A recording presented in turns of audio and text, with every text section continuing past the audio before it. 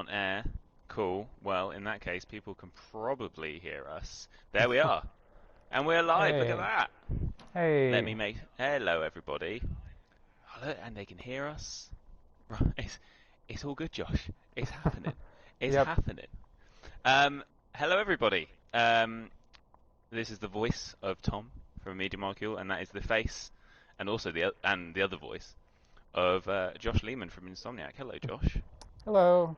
How's everyone How are doing? you? Yeah. Let I'm us all doing quite know. well, thank you. Good. Good, good, good, good, good.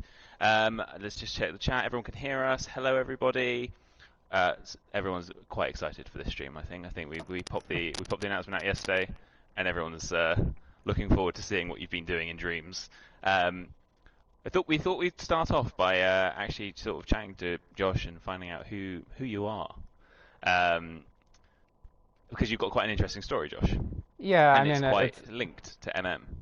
well, and Like you, it's kind of funny to see the community being so excited about having me come on the stream because to me I'm just a normal guy, tinkering yeah. around in my spare time. But I mean it is true that Media Molecule has been a huge influence on my life and my career path at this point, and I really want to make sure that I thank everyone at Media Molecule. If you're watching this, that you have really, helped me in my life, really, because I had loved video games my entire life, Mm. and I had kind of, I was pursuing a career in working in the game industry, but it was really um, seeing what the community had done in Little Big Planet and then starting to make my own levels and figuring out how the logic worked and everything, that was really one of the major points where I was really starting to say, like, no, I can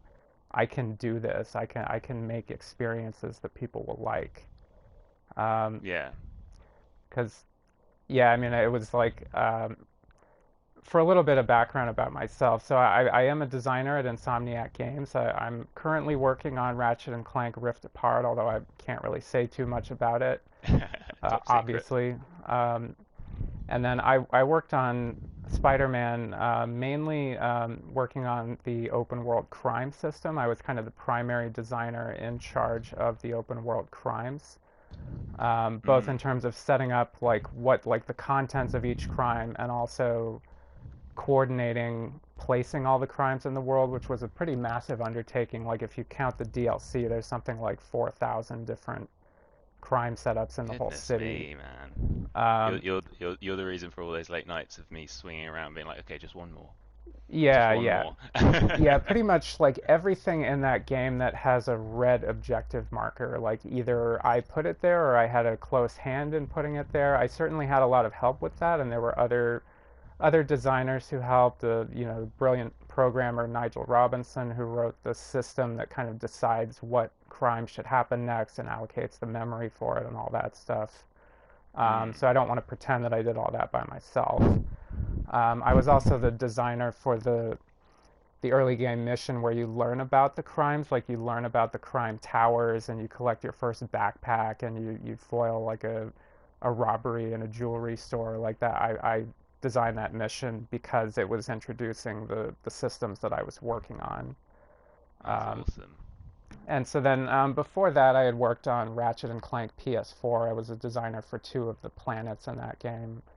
And then in Sunset Overdrive, I worked on open world enemy encounters, like basically all the enemies in that game that are not part of a quest or a mission. I pretty much put them there. That's so cool. Um, So cool. but also like to get to that point, like I started at Insomniac as a QA tester Right. during the Resistance 3 days. And during that time, that was around when Little Big Planet 2 came out. I made a Little Big Planet 2 level that was this it's called Save Insomniac Games, Right. which was this very kind of silly and over the top way of basically for me to say, like, hey, I love working here. This is so cool. So that it's this silly thing where Sackboy shows up for his first day of work as a QA tester, and then like the bugs in the game like manifest themselves as real insects that are like these giant bugs attacking the office and stuff, and so you have to you know fight the bugs and save the day. Like it was this silly thing, but it got people's attention within the office and kind of helped them notice me as being like, hey, this guy knows how to make stuff. Yeah. And I kind of, with some help, I sort of self-taught myself to use the Insomniac level editor and tool set.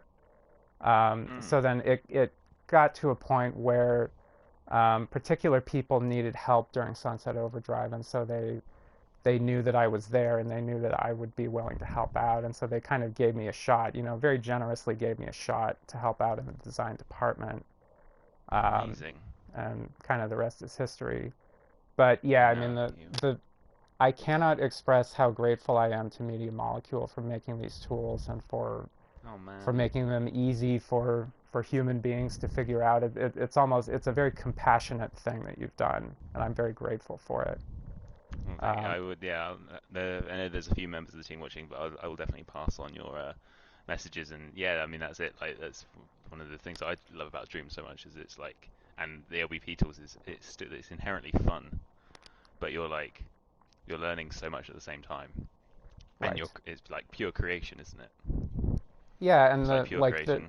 like for I know how difficult it is to make a video game that that users can understand. We have to do, like play testing and user testing for everything, but giving the users a tool of this complexity and, like the tutorials and everything that you've done are so amazing. Um, this tool is basically as powerful as the Insomniac engine in a lot of Mm, ways. Um, amazing. like a lot of the stuff that I can do in here, it's very much the same. Um, That's cool. So it's transfer like like one thing has taught you how the other works, and vice versa. right. Um, Mm. Oh, and amazing. That's and to so some cool. extent, it's like Yoda said. It's sort of like I have to unlearn what I've learned every time I sit down to use Dreams because it's like a lot of the same functionality is there, but like the script nodes have a different name, or just sort of like setting it up is a little bit different. Yeah. Um, Kind of looking at what looks like a big void of nothingness with Ratchet hanging out in the clouds here, but it'll all make sense shortly, I'm sure. Yeah, I was going to say, if we ask the chat if they want to see a bit of the game that you've been working on, um, I'm sure they would want to. So I was just wondering, Okay. do we give them a little? Should we have a little look before we chat about a bit? Like maybe we'll chat about like the inspiration behind making this and what you've done to bring it to life. Sure. How do people? I think people are into that idea. So maybe Oh, just a sneak peek, Josh. Maybe just a okay. sneak peek. Well, and keeping in mind it is very work in progress and not finished yet, but Yeah. let's take a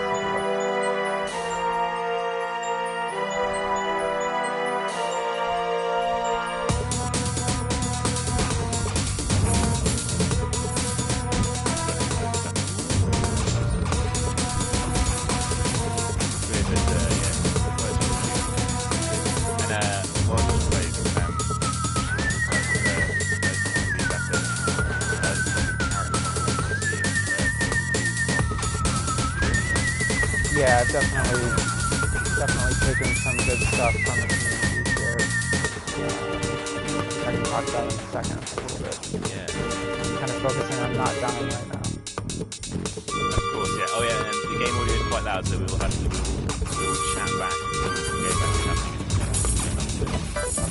to it. Okay. Uh, Thank you.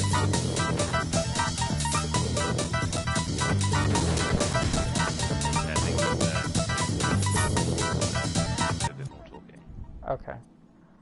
Um, so yeah, So that's cool, man. kind of a taste of what's been going on. Yeah, basically making a Ratchet and Clank shmup or 2D side-scrolling shooter.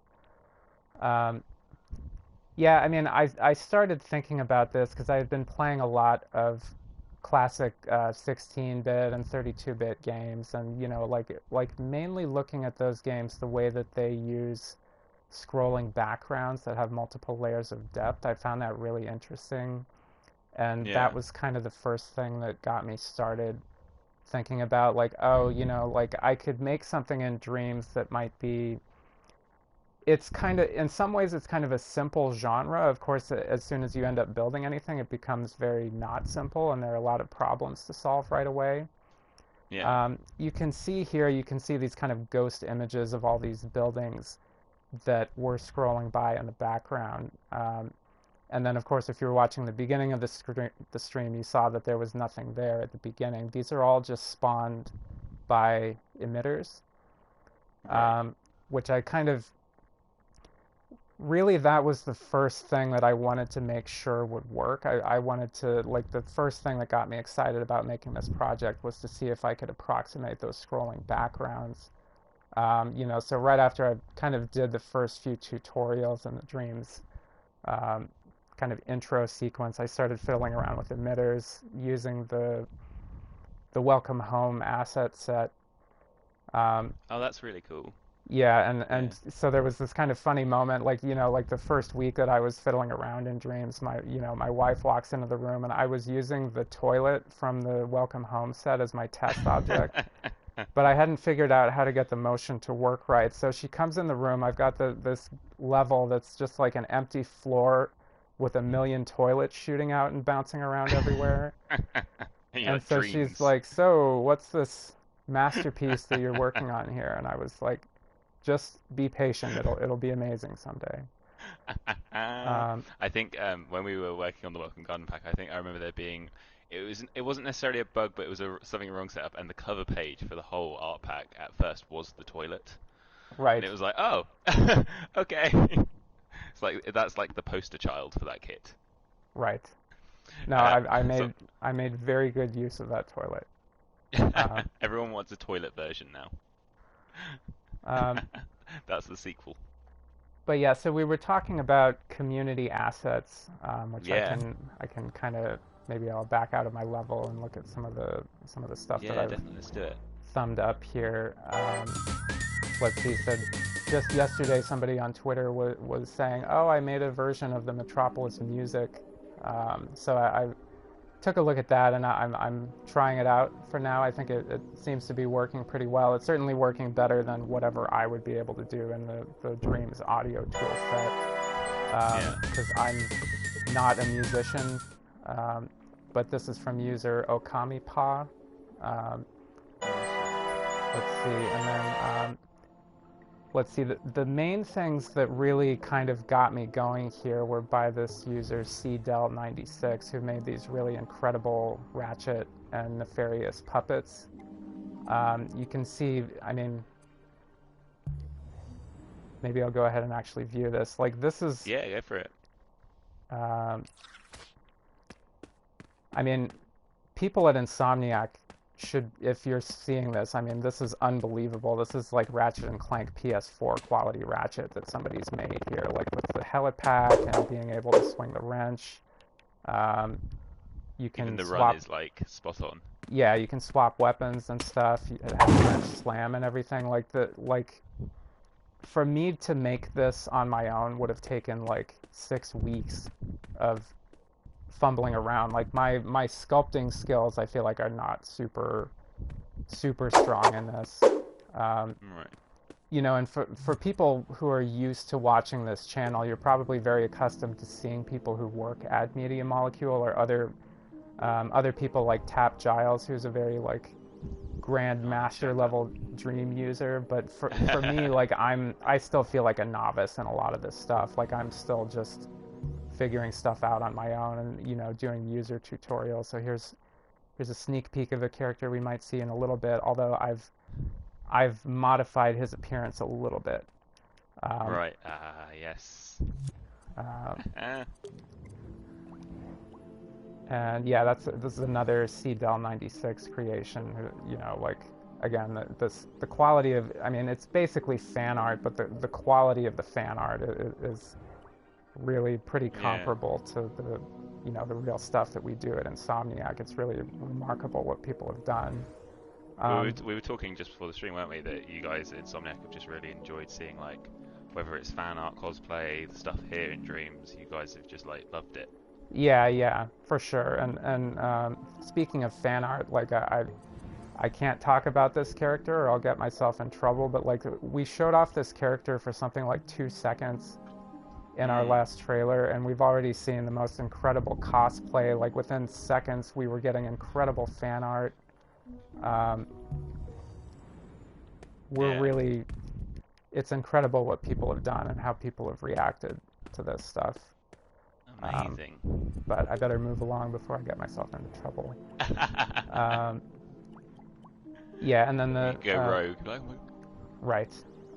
Yeah, so those are kind of the main things that I'm using that were contributed by the community. If I go back into my level, um, like because I'm using these quality of characters, it kind of required me to up my game in terms of the visual quality of everything else that I'm using. Like if let's see, I should probably turn on preview invisibility so you can see a lot of my sort of templates and sort of junk set up around like outside the whole level and everything. Oh, yeah. the blade balls are another thing that was contributed by another user, and I should track that down. I don't think I had that very handy on my list back there. Mm. Um, Sorry, let me just see if I can find that. Oh, here's the blade ball. That was by again CDEL96. Yeah, whoever you are, CDEL96, you are officially my hero. Um, Yeah, I do want to try. For those watching, if anyone knows or has spoken to CDEL 96, do let us know because we'd love to let them know about Josh using like the fact that their Ratchet and Clank creations are being used by an Insomniac developer to make a Ratchet and Clank game in Dreams. yeah, Because and I think they'll, it's definitely like there's challenges involved in taking other people's work and making a completely different game than what they would have imagined or intended. yeah, Because you saw, I mean, the Ratchet that I'm using is a fully like puppet that walks around and moves and everything and has all this amazing logic that I pretty much went in and mostly ripped all that stuff out and had to make sort of my own logic for Ratchet to move around and everything. yeah, Um, Without necessarily getting like too deep into all of it, like the probably the biggest problem that I had in setting this game up originally was figuring out how to have Ratchet move and constraining him within the play space. You can see that I've right, built these kind of pink boundaries around that kind of show where the play space is. Originally, I was using this as actual collision that Ratchet would like hit as he flew around. Like this cube here that's next to Ratchet is basically his collision. Um, but I kept running into problems, or like Ratchet would sort of start like rotating or pushing against the outer collision, or I had problems where the outer collision just stopped working entirely and Ratchet could fly out of the level entirely. oh no, Um, so then what I ended up doing that worked a lot better, if I can find it, um, let's see, what I did is I set up trigger zones. Like this is basically the one for like the bottom of the level, and so I had to detect basically if Ratchet goes inside this zone, then I just shut off his controls for moving downwards. Like he can yeah, still move in every other direction. I just shut off his ability to move down. And I do that. right, I made a whole border around the whole outside of the level that works a lot better. Um, mm. which is it's how game development works if you're a pro or if you're completely doing it amateur style. Sometimes you'll try something that seems to work and then you find out it's really not working. And sometimes you have to redo setups that seem to be working, that like figuring out a different way to make it work better basically. yeah, um, trial and error. Now, a lot of my main flow for my enemy waves is coming out of this massive microchip here that has all these million, billion, trillion wires coming out of it. That basically like it's set up as, let's see, let me flatten this out a bit. It's set up as a series of timelines that I can trigger in sequence. That basically like each timeline, like each one of these little switches goes to these emitters up here that spawn the enemies, and then the enemies are mostly like similar to what I've done for Ratchet. These blocks here are like the real collision and the real like movement logic for the enemies, and then the visual enemy itself gets sort of warped onto the block here. Like I'll warp the blade ball onto the block and have the blade ball get destroyed when the block's health reaches zero and stuff like that. Yeah.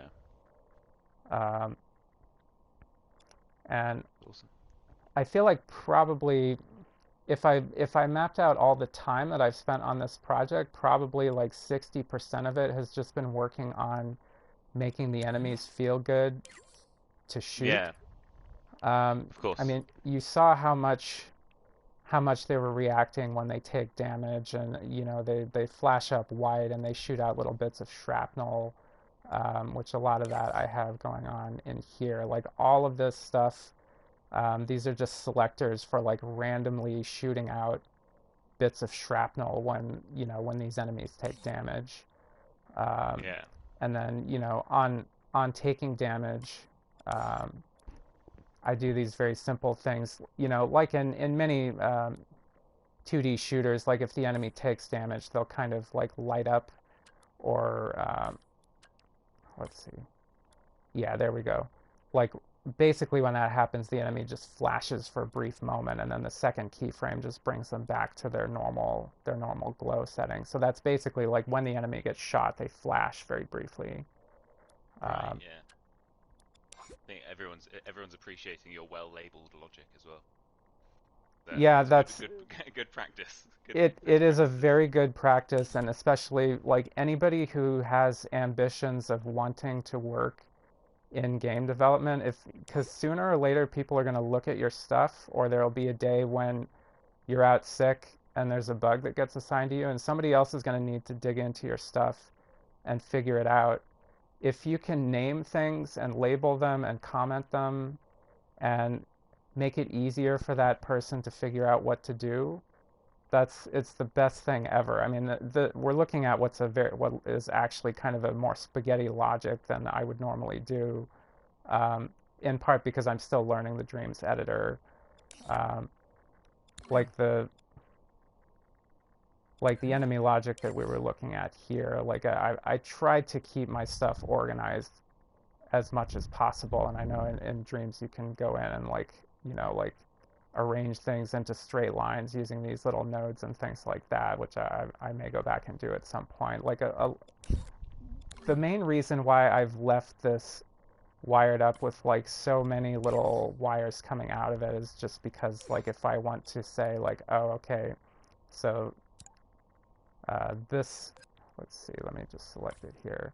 Like this one is spawning, like, wait a second, like which enemy is that plugged into? Oh, I can see it's highlighted into here. Like normally um, I know that there are ways to send like wireless signals from one piece of logic to another if you don't want to have wires everywhere. The main reason why I've Yeah. left quite so many wires going on here is just so that I can, if I am having a problem, I can track down where it is more easily. It's Nice not and like an easy. invisible Yes. network like that. The other reason I've set up these switches here is basically like, okay, like this switch here, if I leave this on, it will test the whole flow of the entire game. But if I want to get in more quickly, and I'd say, okay, if I want to test my first dropship setup, I can turn that one on. And then hopefully, if I've still got this all set up properly, I may go ahead and just shut off the music just so it's not loud while we look at it. Nice. Um, Nice. but now if I play it again, yeah, so here I can just test out my dropship. I can look at it and say, okay, his little flash effect when I shoot him works okay, and Yeah. then the shrapnel works okay, um, and then when I blow it up, I love these little explosions. I still need to set up audio effects on those explosions. Um, Yeah. Make them go bang. right. That's my input. Make them go Yeah, make them bang. go boom, boom. So yeah, I mean, in this type of a game where it's really sort of a linear sequence of like, okay, so there's going to be waves of enemies that come out over a pretty cleanly defined span of time. Yeah. It's like normally in a game you would set up checkpoints, but because like the hero's not really moving anywhere, like the whole game is actually quite static. The screen doesn't move at all. It's just there's scrolling backgrounds behind it. So it Sure. doesn't really make sense to set up checkpoints the way that I normally might. But I still need to be able to test each little bit in sequence or test each little bit individually. Um, Yeah. so yeah, that's the reason why I've set up all these little switches here, and so I can go in and say, okay, how's this wave playing out? Okay, so there's these guys here. Ooh, there's kind of a complication with enemies that are up higher. So it kind of encourages the player to use both their weapons, like both the um, just backing out of there because I think the game audio is really loud. Like just Right. Yeah. testing out the flow of each wave. Like that particular wave I set up to try to encourage the player to switch between using their two weapons. You have the burst cannon that shoots out a lot of projectiles right in front of Ratchet, and then there's also the spread gun that shoots up the diagonal kind of spread going up to the top and bottom of the screen. Um, Yeah. in this particular wave, I was trying to mix up the enemies that kind of encourage using both of those. Um, or like at the very beginning of the game, I have a wave that is basically just there just to teach you how to use the weapons. Like if we take a look at that, here's the beginning of the game. There's some tutorials on here, and like basically giving you these completely gimme enemies that like for each weapon, it's pretty much impossible not to just murder all of them using that weapon, basically. Yeah.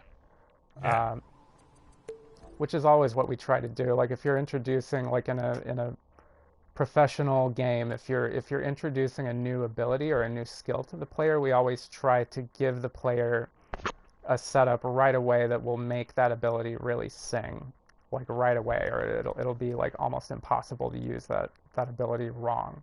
Often in Right. games, like if you've just gotten the shotgun or whatever, then you'll suddenly be assaulted by a whole bunch of little swarmer enemies that are really fun to shoot with a shotgun or whatever. Nice. Um, I think Christ. Sorry, I just breathed into my mic. Christ Zero is another of your Insomniac team. Says that tutorial is great. Thank you. Uh, Um, Yeah, I kind of go back and forth on having the tutorial text that actually appears in the play space. Like part of me wants to play around with having the tutorial. Like if you look at my imp right now, like would it make sense to have it at the bottom of the screen where it's kind of in the letterboxing at the top or the bottom? I yeah. kind of lean towards having the tutorial closer to the center of the screen just so people will actually read it. Right. Um, Yeah. Yeah. Because I guess that's a good question about sort of game design is like how much of it is versus like what you enjoy, what you feels right. Like you have a sense of what your players would like to see as well, right? Yeah, for sure. I mean, in this case, I want to stress that me making this game, I'm completely like, this is me and my fun time. It's not like my boss at Insomniac told me to do this or anything. It's like No. this is Yeah. Exactly. this is kind of what I'm doing instead of playing The Last of Us 2 or whatever. Um, and like I say, I had been playing a lot of side-scrolling shooter type games where, these scrolling backgrounds kind of inspired me to just start playing around. Um, but then figuring out like, okay, if there is going to be a game here, what kind of game would I like that to be? Like to me, I think Ratchet matches the 2D side-scrolling shooter genre pretty well. Um, Definitely. I think yeah. Definitely. Definitely. You and can so have it sort started making me think about, well, that sounds like a really cool game that I would like to play, but nobody else is going to make it, so I might as well go ahead and do it myself. of. Um, but then at the same time, it's hugely valuable to put the controller in someone else's hands and see what they'll do and see how the game will react for them. I certainly found, you know, just from having my wife play the game for like 10 seconds, I found all kinds of bugs that were related to the way that um, like Ratchet could die too easily. Losing Yeah. my voice, I'm going to take a drink real quick. Stay hydrated. Right. Important, everybody. It's important. Um, Especially us here in the UK when we're boiling hot right now. And we're not used to it. Because yeah, originally, like a lot of those 2D shooters, like it's usually the case in those games that the hero, like whatever ship you're controlling, will usually die or blow up if you take damage once. And I Yes. originally had Ratchet set up to do that. Um, excuse me. No, But from watching another person play it, like who didn't know when the enemies were going to come out and everything, like it immediately became apparent that Ratchet was dying too quickly, and that didn't make it feel like a Ratchet game anymore, right. Yeah. if that makes sense. Like it just kind of like instead of being kind of a hero, it felt like Ratchet was just sort of almost like being tortured or something. It's like there's too many enemies, and like every little Which we red do not bullet want. was killing him right away. Yeah. So then I did. Right now, currently, if you touch the enemies, they will kill you. The bullets Okay. don't kill you in one hit, though. That's why if you see the UI in the game, it shows Ratchet's health out of 100, which I may end up changing that to be more of a life bar gauge, Right. or Yeah. maybe if he takes damage, there'd be 3 hearts above his head or something, and you'd see them deplete once. Nice. Um, and then I did a little bit of work with a timeline in here that allows, let's see, this is the effect for when Ratchet dies and respawns, which we actually haven't seen. Maybe I'll show that off quick. Yeah, So I'm do gonna it. allow Ratchet to die real quick. Oh my goodness.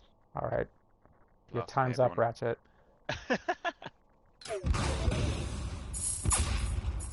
No. So you see there, he kind of died and exploded, and then he has that kind of blue orb that sort of spawns him back in. And Yeah. so, these are the keyframes that drive that orb. But then this switch here is basically saying, like, during this length of time, shut off Ratchet's health completely, so that Hmm. you basically you can't die again right away after you respawn. And if you look at this Smart. timeline here, you can see that the length of time that orb is respawning Ratchet is actually less than half the time that I'm making him invulnerable. Um, just Okay. to just to make it more friendly for the player, because the player needs a moment to get their bearings and get back used to what they're doing. They have to have time to process the fact that they died.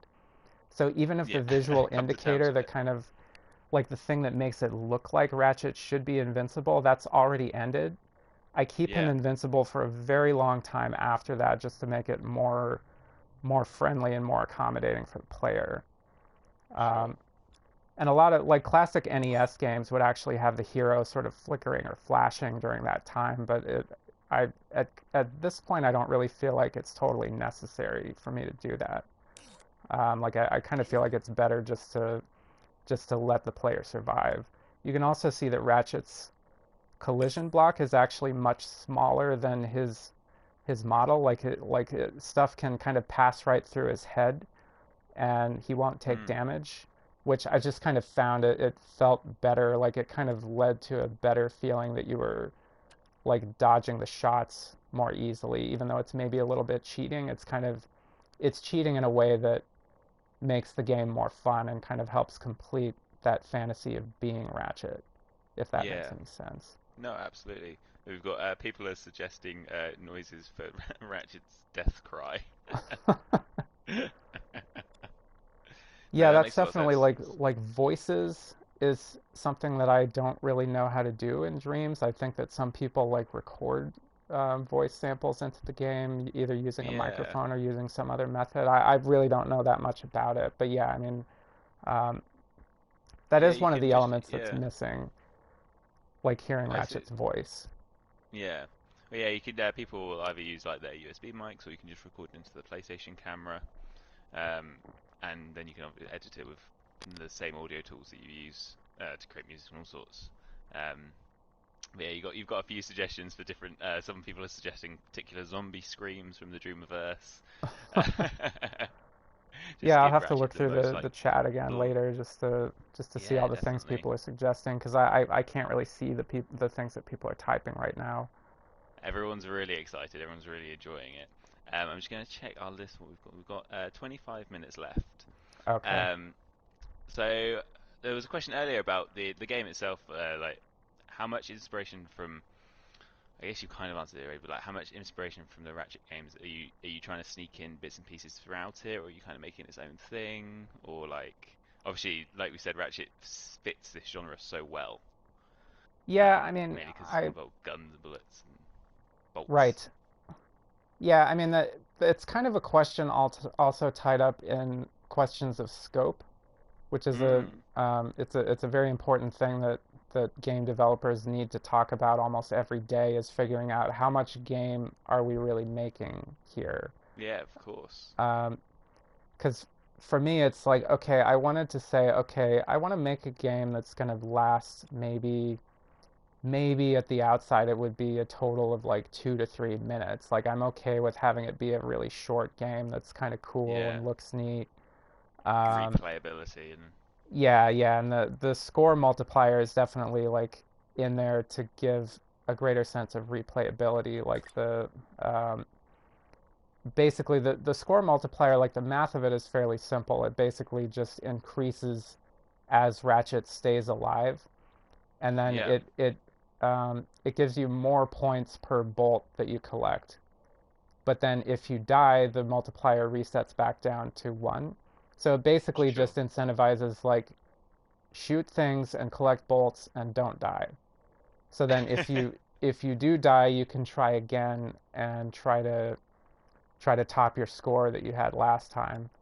Um, and yeah, I mean all the math of that um, the Yeah, math of that lives in here. I've actually not looked at this stuff for a little while. I should point out that I've been working on this game since either late February or early March. So there's a lot of stuff going on in here that I'm like, I actually don't remember what I did here. I sort of hooked things up to get them to work. And yeah, once they work, I'm okay with sort of leaving them away for a while.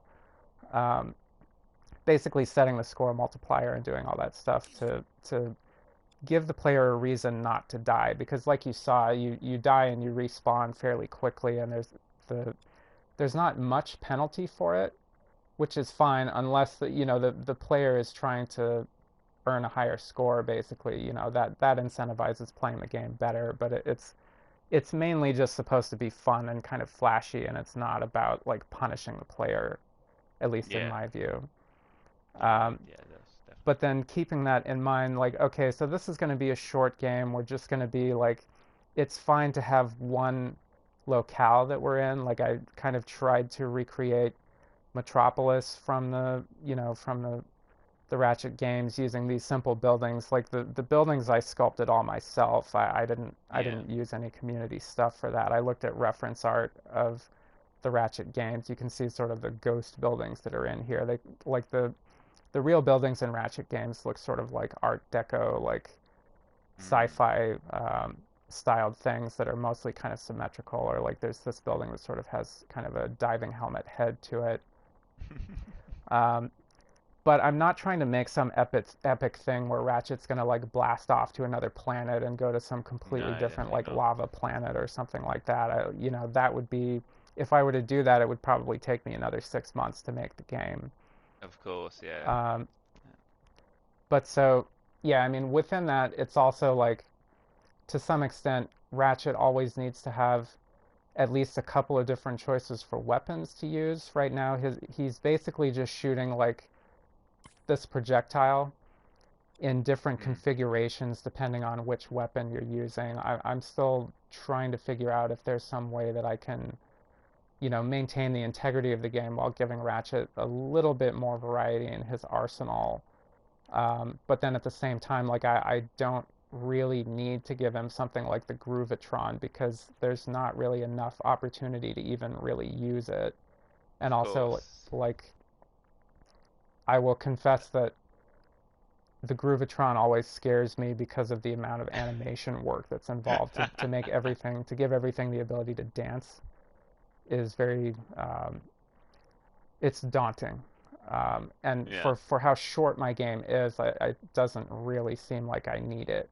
Even though it might be fun to give Ratchet the ability to kind of blow up all the enemies on screen at once. Yeah, for sure. That's, and I think I think even like just those short bits that we've seen, I think everyone would agree you've kind of nailed the just the look and the like. Obviously, having not played, but the feel of a Ratchet game in this kind of style, um, and everyone is super excited about it.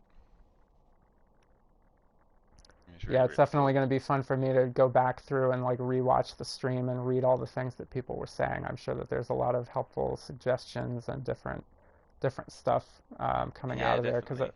I'm sure that there are probably people in the chat who are much more skilled at dreams than I am, and I accept that and I expect it because the whole purpose of me doing this is also kind of just to learn the dreams tool set and figure out how it works basically. Yeah. Yeah, like what do you think's the sort of the next bit you're going to work on in this game? Like, or what are you currently sort of working on in it? Um, Um, Probably it might be fun to show off kind of the next thing that's going to happen sort of at the end of the game, yeah, um, sure, do it. which is only I think that I should have the ability to do that with my little debug triggers here. Let's see, I'm going to shut that off and I'm going to rewind the game. And now this should work. So imagine that you've played through all the enemy waves up to this point that we've seen up so far. But then, Mm. uh-oh.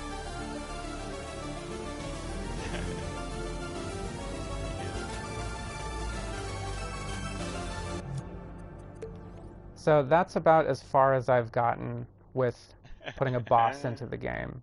Um, Sure. Again, with a great deal of help from CDEL926's character modeling, I went ahead and added the cape myself. Just Nice. following some online tutorials. There's very good tutorials on YouTube about how to add a cape to a character. It's just like you make basically like 50 duplicated paint strokes and then you can Mm. set them all to have like a looping sort of billowing animation.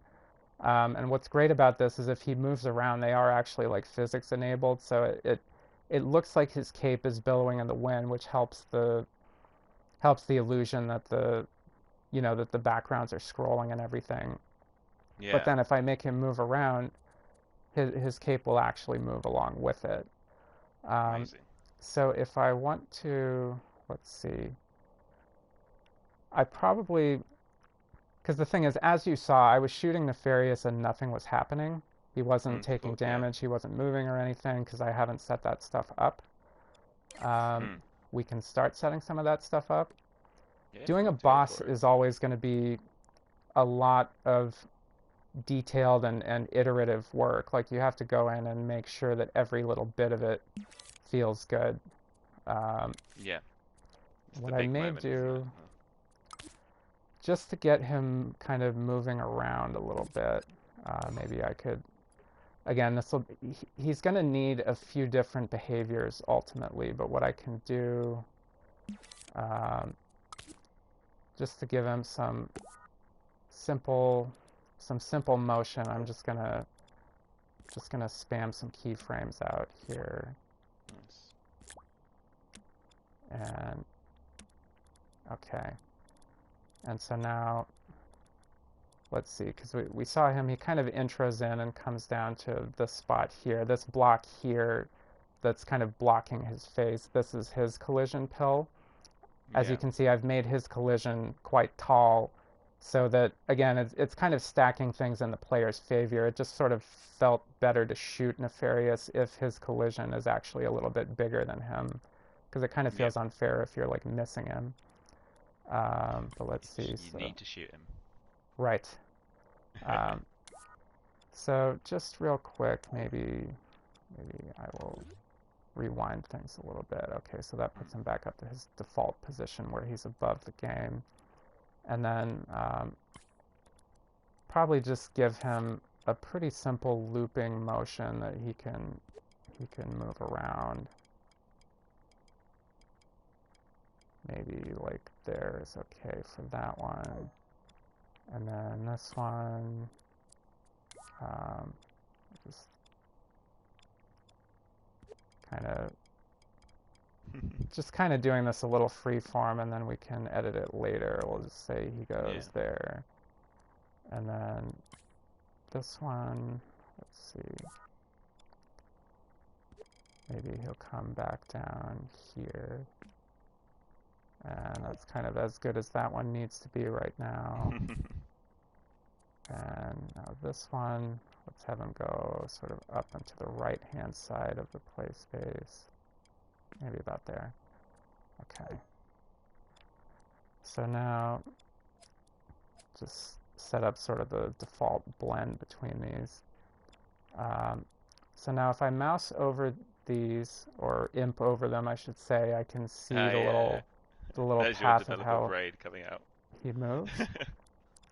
Um, let's see, but I want him to keep moving in that pattern, so I'm going to set this guy to loop.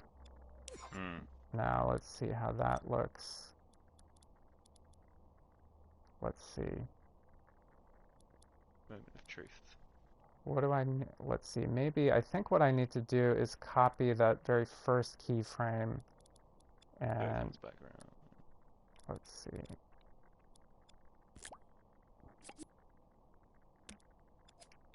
Okay. All right, Nefarious, so let's see, and then I want to, whoops. That always trips me up. I always end up like moving the whole thing instead of Up shrinking there, it. yeah. Okay, but what I want to do here, I've done this before on the other enemies, and I've kind of forgotten how to do it a little bit, but I think I've got it right. You bring that, yeah. Okay. Let's just play that and see what he does. Okay. So he's kind of moving around a little bit. He sort of looks a little wonky, and you can see he's actually flying up above the playable space there, which I think he's Yeah. returning to his initial position. That's not what I want. Yes. Because this keyframe here, I think that this one I didn't edit at all. But so what I want to do, I realize I should have done this now. This is the timeline that brings Nefarious down into his spot, and then this also drives his little, like, each one of these little keyframes is when he's laughing. It just moves his little head when he's like, but so I think it was this one. Yeah, this is the one that moves him into his default position. So I want to copy that guy, or actually I think I'm accidentally copying multiple things here. So I'm going to carefully back away and undo all that. Okay. Okay, so I want to grab that one, copy it. I think this is just a garbage keyframe that has nothing going on in it, so I'll just get rid of that. Move this up here, and then, okay. So now it's kind of looking like a partial sort of bow tie. Let's see what his motion looks like now. Okay, so he's doing it okay-ish, and then he sort of lerps back diagonally down to the beginning. So what I think I need to do, if I look at these again, where is he on that one? Oh yeah, I see it now. Okay. What I think I need to do is actually, again, take this keyframe that's kind of his starting position and bring him back there at the end of my timeline properly. So then if I bring it back like that. We have the timeline set to loop, so yeah. Yeah, so let's rewind and see how he's going to behave with that. Yeah, he's still sort of looping back there. Why is that? Sorry, I knew there'd be some moment where I sort of forgot what I No, was it's doing. fine. If anyone in the chat can lend advice. Let's see. Tap Giles says, pro tip, if you have a load of keyframes repeated, put them in a timeline and make the timeline loop. Then just drag out the timeline. Way cheaper on Thermo and way easier to edit. What was that last bit about firmly? So if you let me start again, sorry. If you have a load of keyframes repeated, put them in a timeline and make the timeline loop. Then just drag out the timeline. Cheaper on the Thermo and way easier to edit. I think that's a general so obviously what you've got your timeline set to loop. He does suggest set the position for that reset one. Then it will be smooth out. It will smooth out better. Set the position for the reset one. Hmm. Let's see. Someone suggests to remove that second to last keyframe. Ah, Interesting. of Okay. course. Yeah. Yes. Yeah. That's probably a good thought. Let's get rid of that and move that there and just close that off. Okay, so let's see what he does here. Yeah, that's looking a little better. Hmm. Again, just making like really, really simple kind of like initially like sort of, I don't want to say crappy behavior, but just to get something in there just so he's not just sitting completely still. Of course. Like And there you go. anytime, like making anything, you have to be willing to do it in sort of layers, just to get something in the game and get it. Um, okay, so he's clearly doing his thing at the Good. wrong time there, but so at least he's, you know, he can kind of be like moving around in sort of a dastardly way once we're actually fighting him. Eventually, I'll get him shooting back and doing all that stuff. Yeah. But so clearly he's moving when he's not supposed to be, and so what I need to do is my selector here, I need to add another port on there, and so then basically, let's see, that's the music. Hmm. So then when this finishes, basically when his intro is finished, I need to advance to the next thing on my selector. Let's see when that's finished. Move to the next one. And then C will turn on his movement behavior there. So let's see, and let me just check the settings for this guy. Sustain, yeah, I think that's what I want. Okay, so let's look at his intro again and make sure. So there, his intro is playing properly. Okay, and Just then now record that clip. he starts doing his move again. Okay, so that's better basically. Yeah, my mistake Awesome. the first time that I was trying that was that basically these two timelines were active at the same time. What I needed to do was say when this timeline is done, then it fires into my selector that kind of advances to the next thing, and then that's sending out a sustained signal that turns on this timeline, which is his kind of dastardly movement that he's doing. Yeah. Um, but then I think if I shoot him, he's still not. I still haven't set him properly to take damage. Um, which, if we look at Ratchet's projectiles here, uh, no, Yeah. ah, no. There we go. Okay. Um, let's see. Yeah, so basically Ratchet's projectiles are only set to damage things that are tagged as foe. Um, so I should be able to set Nefarious to take damage if I come in here and just set his little invisible block, which is currently set as nothing, so he's collidable, but he's set as nothing, so nothing will happen basically when stuff collides with him. So if I just set him to foe, then we should be able to shoot him and have reactions happen. Yeah. Let's see, now this chip, um, this is basically, this teleporter is just assigning his collision block to where he is, basically. That's all this particular chip is doing. And then this is, this is a bit of logic that I copied from some of my other enemies. So there may be some kind of legacy behaviors from other enemies that are happening on Nefarious, but I just want to make sure that, yeah, his health is set too low. This is probably from one of the blade balls or something when I copied and pasted Hmm. this onto him. So what I want to do, instead of 100, let's just say 10,000 for now. And we'll set his health to 10,000 on both of those. Um, let's see. See how it goes. Now, also, Um, let's just see how that behaves. Hmm.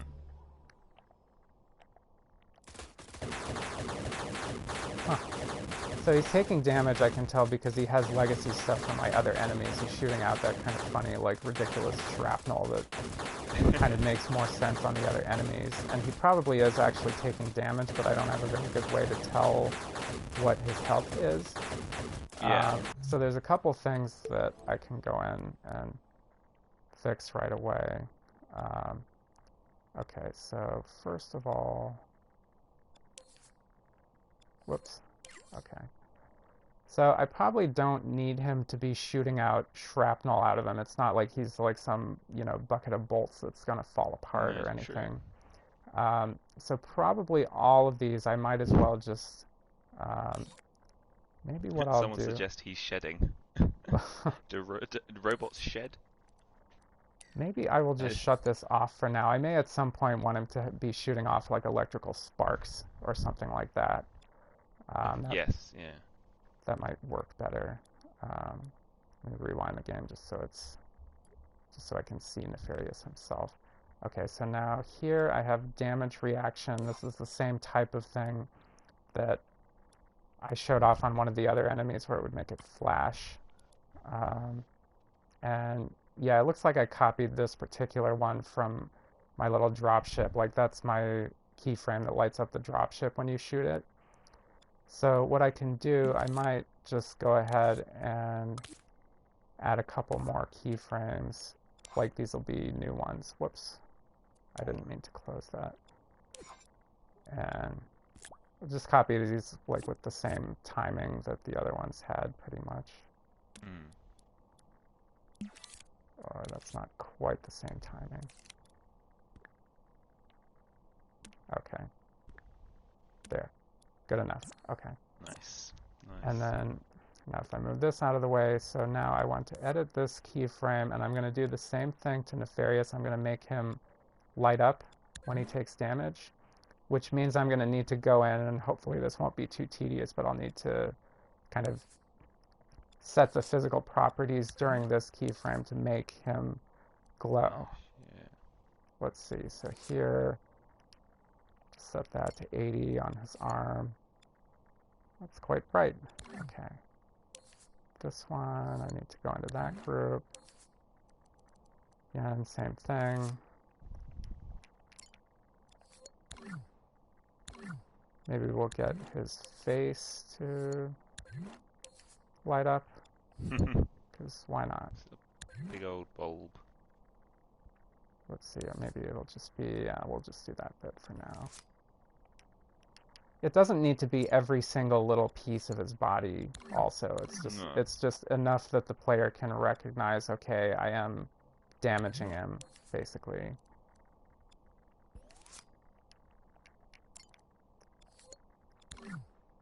Okay, and let's just do his leg and then we'll move on. Okay, so basically every time he gets shot, these parts of his body will light up. Maybe I should light up part of his body as well, just so it's not totally just his appendages. Okay, let's do one more of these. Okay. Okay. Nice. Okay, so now that should be set up. Yeah, so that's set up to turn on when he's losing health. And that should be fine. What I can also do, if we really want to keep an eye on his health, I actually made notes on this earlier. Let's see. I want to have a variable modifier here. And we'll just name it Nefarious Health. Okay. And let's see. So the current health.